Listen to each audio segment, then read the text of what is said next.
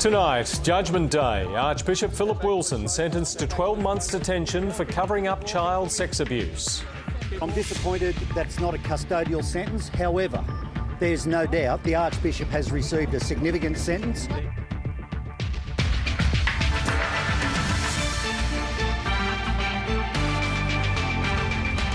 Also tonight, survival against the odds. 12 young soccer players found alive after 9 days trapped inside a cave. More delays as the state government moves to restore a low-cost abortion service for Tasmania. And Tasmania once again snubbed by the AFL. The AFL had the opportunity to nominate a licensed state for Tasmania to start and have its own AFL team, and they failed to do that.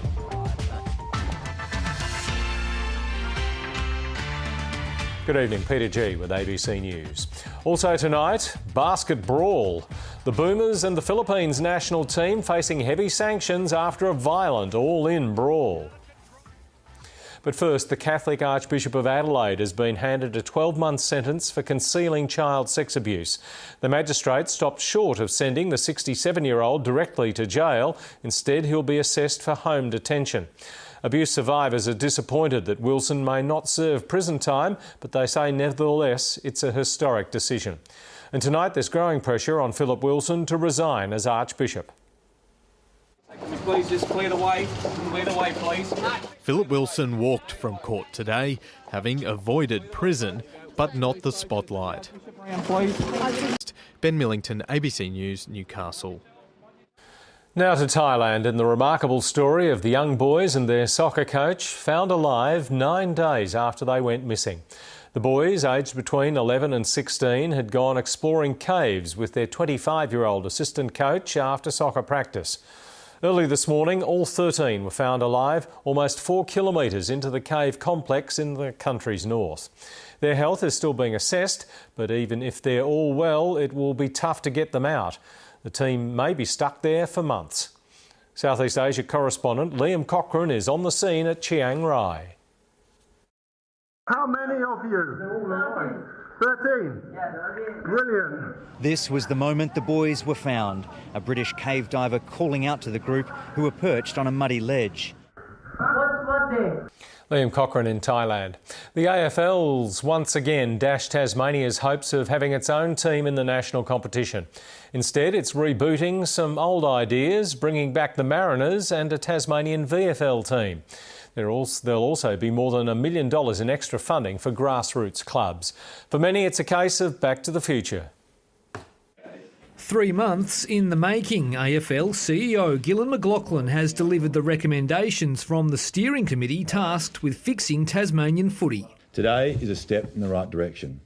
A clear plan that speaks to all levels of Tasmanian football with unprecedented funding. Chris Rowbottom, ABC News. And Chris Rowbottom joins us now. Chris, despite how the AFL is selling it, is this realistically the end of Tasmania's hopes of having its own team in the AFL? Well, you can never say never, Pete.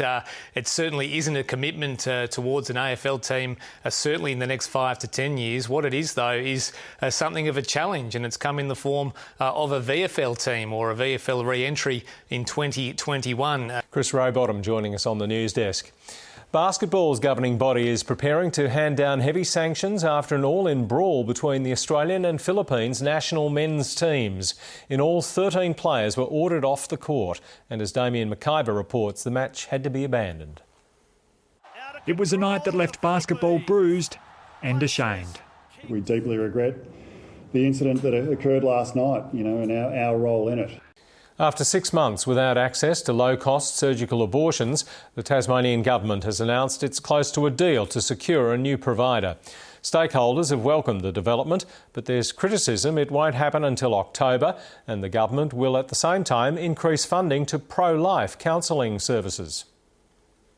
It's the Health Minister Michael Ferguson's responsibility, but in question time it was the Premier who was asked when Tasmanian women would once again have access to a low-cost provider of surgical abortions.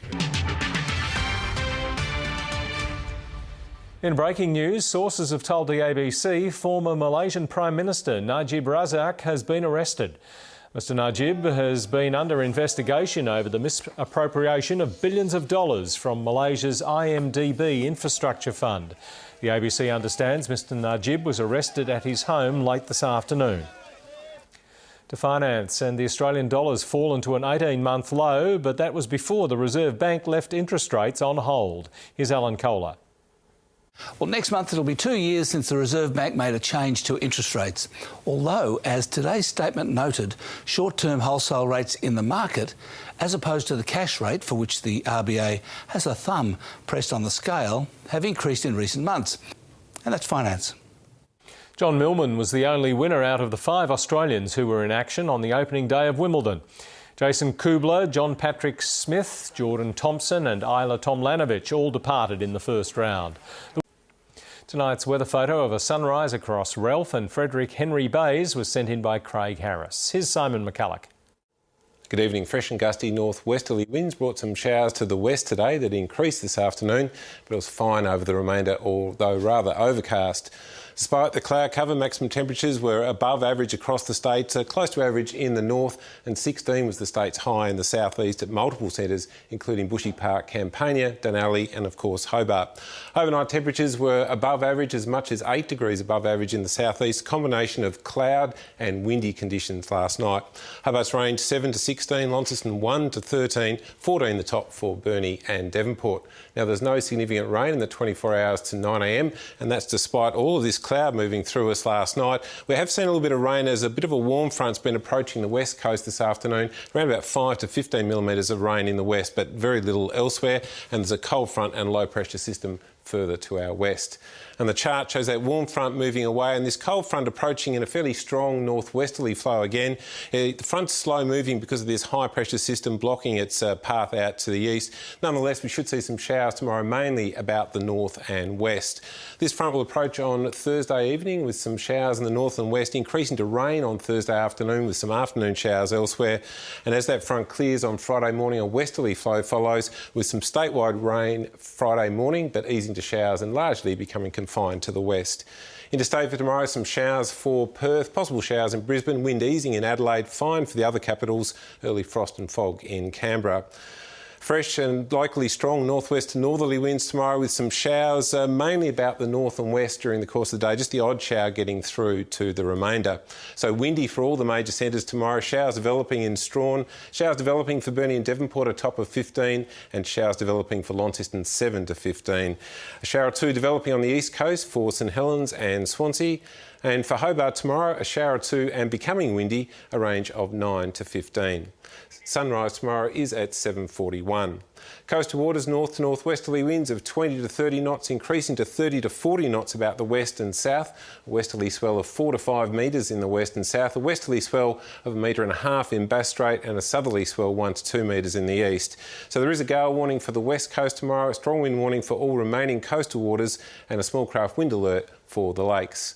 On Thursday, a northwest to northerly flow freshening ahead of a late front, really crossing overnight Thursday night. Some showers about the north and west, increasing to rain during the afternoon. It should be fine elsewhere until some showers develop in the afternoon.